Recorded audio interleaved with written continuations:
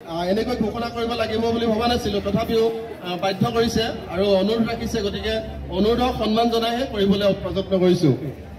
প্ৰথম স্থান লাভ কৰিছে ভূগোল বিভাগ।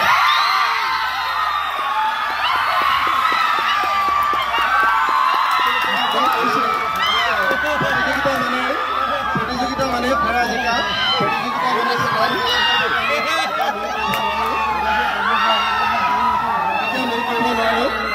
ভাবি ল'ব নালাগে যে বাকীসকলে পাৰফৰ্মেঞ্চ বেয়া হৈছে। 15টা বিভাগে যিটো অংশগ্ৰহণ কৰিছে, 15টা বিভাগৰ ভিতৰত মাত্ৰ 3টা বিভাগেহে বঁটা লাভ কৰিব বা স্থান লাভ কৰিব।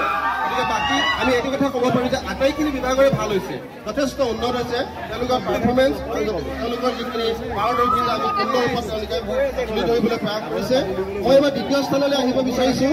দ্বিতীয় স্থান লাভ কৰিছে ইংৰাজী বিভাগ।